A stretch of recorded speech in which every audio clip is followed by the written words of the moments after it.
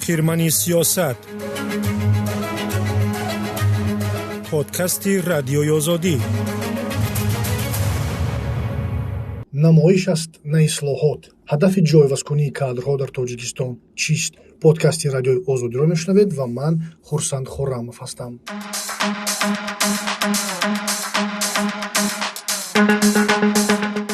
эмомалӣ раҳмон, раиси ҷумҳури Тоҷикистон, ба тағйироти кадрӣ дар ниҳодҳои давлатӣ идома медиҳад.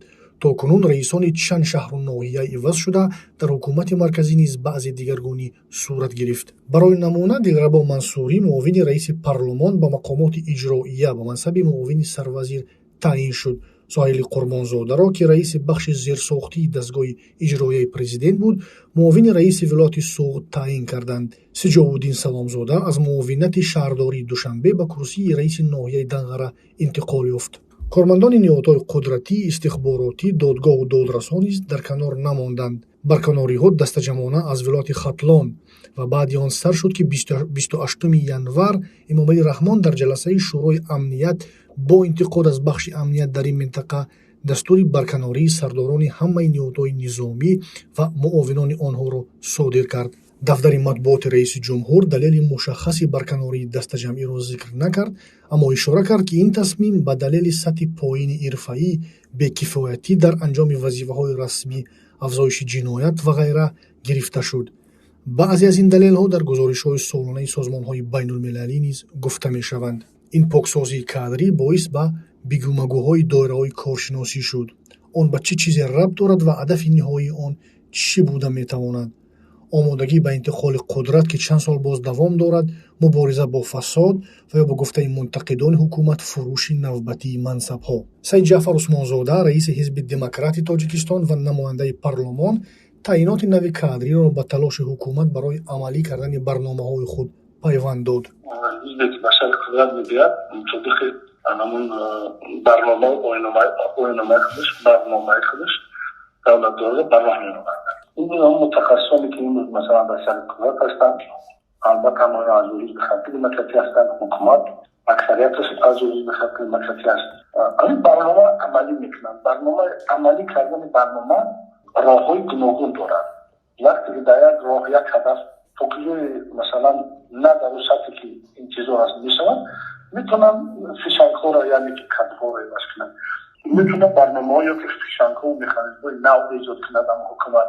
ба гуфтаи вай, таъинот бар асоси иттилооти дар бораи ин ё он корманд пиёда мешавад, ки онҳо ҳангоми дар вазифа будан худро чӣ гуна нишон доданд, ба чӣ натиҷа расиданд ва чӣ камбуд доштанд.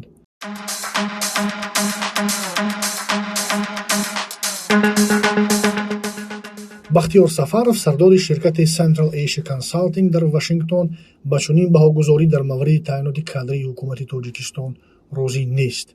ба гуфтаи ин коршинос, таъиноти кадрие ки солҳои охир дар ҳукумати Тоҷикистон мушоҳида мешавад, бештар монанди намоишҳои театрӣ ҳаст, на ислоҳоти воқеӣ.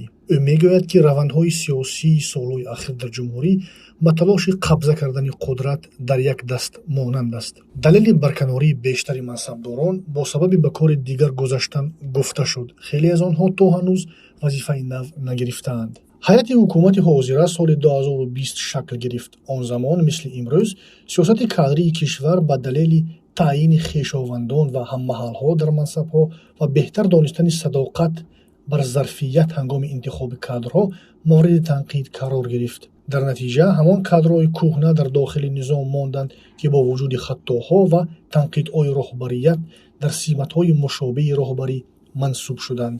пойгоҳи Дисернет алайҳи мақомоти баландпоя ба монанди раиси ҳозираи вилояти Хатлон Давлаталӣ Саид, ёвари раиси ҷумҳур дар умури кадрҳо Асадулло Раҳмон, вазири саноат Шералӣ Кабир, сафири Тоҷикистон дар Русия Давлатшоҳ Гулмаҳмадзода ва чанд мансабдори тоҷик ба дуздии илмӣ муттаҳам кард, аммо ин ба фаъолияти онҳо дар идораҳои давлатӣ ҳеҷ таъсире накард. яке аз чеҳраҳои мушобиҳи дигар Ҳабибулло Воҳидзода аст, ки аз ҷониби раиси ҷумҳур ба вазифаи муовини додситони кул пешниҳод шуд. کورسیه که او سال 2015 پس از یک انتخاب تند رئیس جمهور از دست داده، ولی برای برگشتن به آن در مقام دادستان ولایت سوخت و رئیس آژانسی مبارزه با قاچاق مواد مخدر کار کرده است. محمد جان کبیرов بنیانگذار و سردبیر پایگاه خبری ازدا تv میگوید تصمیم‌های امامعلی رحمان را منطقاً شرح دادن دشوار است. تصمیمات امامعلی رحمانوف پیش بینی نشونده است و از همین خاطر گفتن دشوار است که آیا این تغییرات با خاطر انتقال قدرت و پسرش رستم هست یا تغییرات معمولی. در هر صورت جا داشتن فساد، رشوه، سودا کردن منصب ها یکی از عامل های همین جایگزین کنی ها هست یا تغییراتی کادری نگیم، مگر بهتر است سودیه ها یا قاضی ها یا منصبدارایی که برکنار میشن از یک وظیفه به وظیفه دیگر انتقال داده میشن و تعیین میشن و این خودش بیانگاری است که اگر این منصبدار در این وظیفه اگر خوب عمل نکرد پس چرا اونو در وظیفه دیگر تعیین میکنن.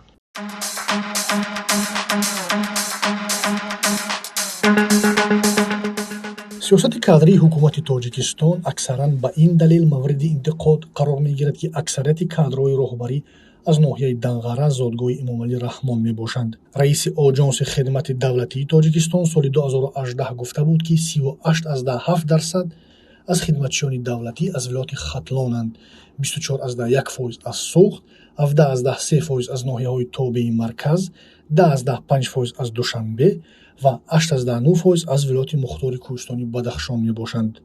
بر اساس آمار این نهاد سن میانه خدمتچیان دولتی تاجیکستان 37 سال است. سیاستشناس عزیز نوراللهیف میگوید حکومت تاجیکستان با هدف روحیه بخشیدن به تیم خود و نشان دادن نوع فعالیت به مردم دست به عوض کردن جای منصبداران میزند، چون این تنها روندی است که مردم میتواند امکان مستقیم دیدن آن را داشته باشد. و گفته این کارشناس کادرهای در ناخونک نو نمیتوانند در کار نظام کدام تغییری بیاورند، چون در خود حکومت مفهوم و خواهش تغییر دادن آن وجود ندارد. دوم، همه کادرهای نو کادرهای کهنه همین نظام هستند. طبیعتا آنها در آینده نیز میخواهند در چهارچوبه معین کرده حکومت کار کنند. از این رو از آنها نباید انتظار تغییرات کلان شد، میگوید کارشناس. بر اساس آمار آژانس خدمت دولتی تعداد خدمتچیان دولتی در سال 2023 به بیش از 18,000 رسیده است که 4,556 نفر یا 24.7% آنها را زنان تشکیل میدهند. در راه هستید مهمانی یا در جای کار علاجه خواندن ندارید، امکان دیدن هم پادکست رادیوی آزادی را بشنوید. نقل گوشکی تنها برای شما در وقت دلخواه و جای دلخواه.